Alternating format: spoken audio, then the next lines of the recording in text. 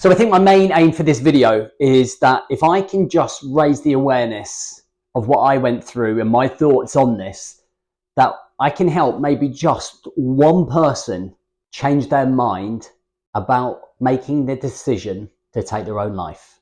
So I'm going to take you back to November 2012. Now, I had been out of the military 15 months by this time. And over that time that I'd left, I had managed to well and truly mess up my life. And I was in a position here where I felt like my back was against the wall. I lacked purpose. I lacked knowing who I was in terms of an identity. And I was struggling with PTSD and the trauma of having leaving one lifestyle and then trying to adjust to another lifestyle and never really actually getting it, never really knowing that I was going through that until that very moment on this date when I thought to myself, something isn't right because I'm about to kill myself. I decided to leave the military because I was sick and tired of doing a 700-mile round trip. I used to be in the Royal Marines, I was a physical training instructor, and I was at an outdoor centre teaching leadership in the South Wales. And I would have to drive all the way home on a Friday night and then all the way back on a Sunday afternoon. And it would take 5 to 6 hours. And I just wanted to be around my kids at the time, who were 5 and 7, and my wife at the time. And when I left and moved home, the impact that the change of lifestyle that I had when I come home was monumental. It was like a tsunami, and I did not expect it. I did not realize it. And it left me in a place where I just was not seeing sense. I completely and utterly shattered my marriage with my selfish ways, with my lack of thinking. I completely consumed myself in alcohol. I consumed myself in behavior that wasn't fit for a father. And I just come home and I crumbled in the most monumental way possible. So I then got divorced. I then got addicted to alcohol. I then become very negative in my thinking. I didn't really know who I was. I didn't know what I wanted out of life. I was stuck in a job that I hated, teaching teenagers that didn't want to receive learning. And I did not know what the future held for me. I was financially pretty much ruined in terms of I was on the brink every single month of only just being able to pay my mortgage. And it was just so numbing that it felt like this black cloud was following me everywhere. And I then started to have suicidal thoughts. So 4 things really stuck out for me around this time. And the first one was, I just wanted a way out. I didn't have the fortitude or resilience to pick myself up at this stage. I most definitely wasn't thinking clearly. And a lot of that was to do with the PTSD that I was struggling with in terms of leaving the military behind, leaving that lifestyle. I thought I was Sergeant James Boardman in a world where Sergeant James Boardman no longer existed and no longer commanded that respect that he had earned.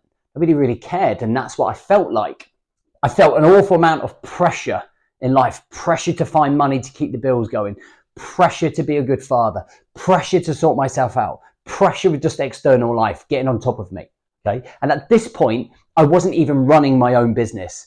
I was still in a job that really mind-numbed me. And then the last one was, I didn't think anyone would care. No one really cares. Felt sorry for myself. Felt into a deep rut of pity, negativity. And these 4 things contributed to me going, this is the way out. I'm done. I'm never going to get myself back. And it was very impulsive with the thinking. It was very in-depth. I didn't put a lot of logical thought in it because I had this big black cloud over me, the negative chat and narrative going on inside of my head, and it felt like there was only one answer. So I remember the room being very cold and empty.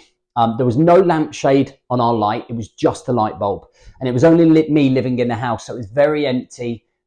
It felt haunted of all of the family memories that we had in there that I had managed to screw up.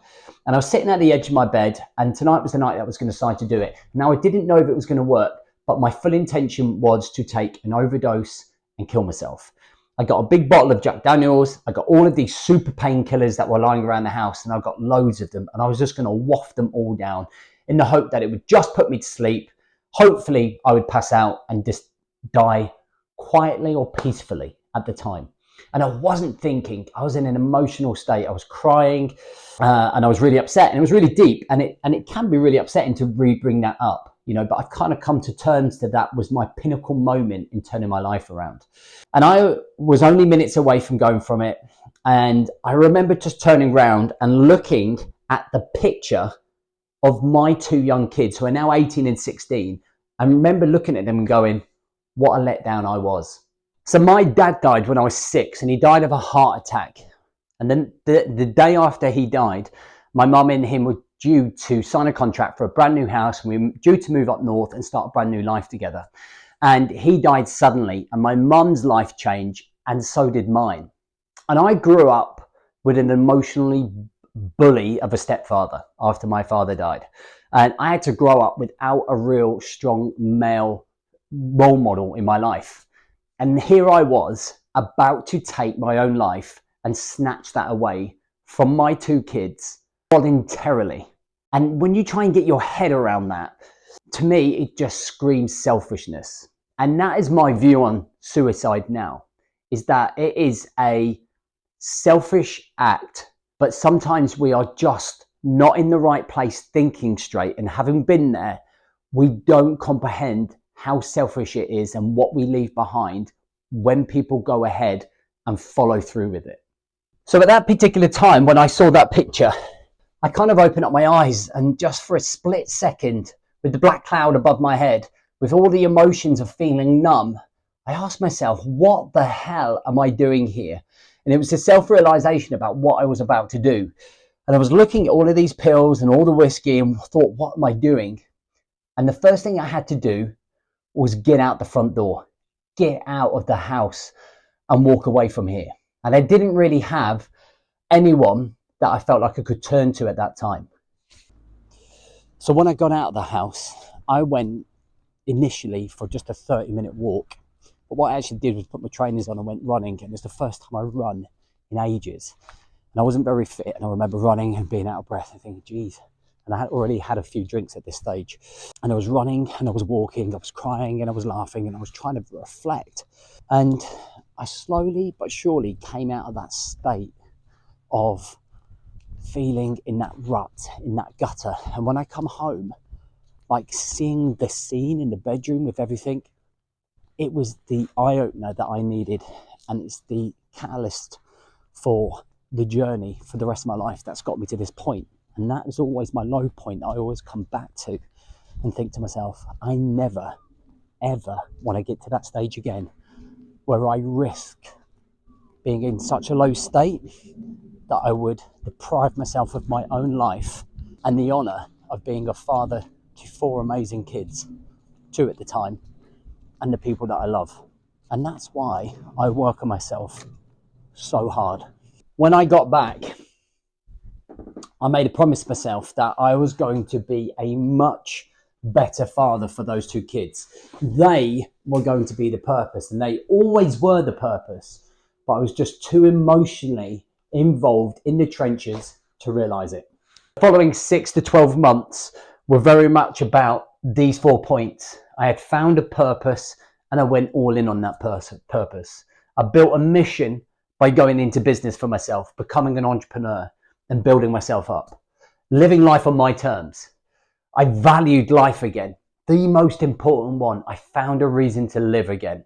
Number 4 was I went back to my roots and I built my life around structure, routine and systems. I built time, energy and focus into my life again. A lot of the stuff that I teach men, and although you might not have these roots, that's what my job is to instill new roots into men, so that actually we don't end up falling into this cycle of chaos, okay?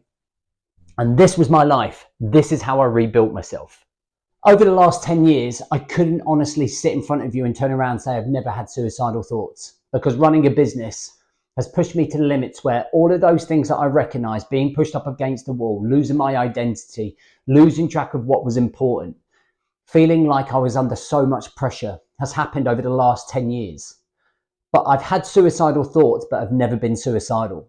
And I automatically sometimes go to those points where I think if I just drive off a cliff or if I just do something drastic, but I never would actually follow through with it. And that's the difference.